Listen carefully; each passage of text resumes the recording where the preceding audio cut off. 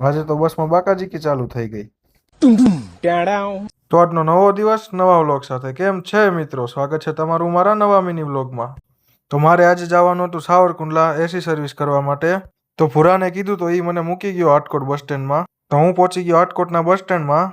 બસને હજી અડધી કલાકની વાર હતી આવવામાં. તો આજે એટલી ગળદી નથી તો બસમાં બેઠવાની જગ્યા મળી ગઈ. તો આવીને બીજા દિવસે જ કામ ચાલુ કરી દીધું. આર્યું પહેલું એસી, તેની સર્વિસ થઈ ગઈ. બધા એસીની સર્વિસ થઈ ગઈ.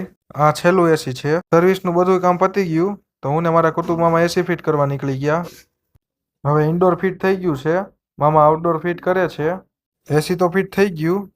આજે છે બીજો દિવસ. આજે અમારા અલી મામા, હું ને અલી મામા નીકળી ગયા સાવરકુંડલામાં આટો મારવા. અને જેવો બસમાં બેઠો એમાં તો બાકાજીકી બોલવા માંડી. એક બેગ રાખવા જેવી નજીવી બાબતમાં બાકાજીકી બોલી ગઈ. હવે બસમાં માંડ શાંતિ થઈ છે. તો રવિભાઈ આપણને હાટકોટ લેવા આવી ગયા છે. તો આમાંથી કોણ સોડાનું સ્પોન્સર થયું ખબર ન પડી, પણ સોડા પીવડાવી કોકે.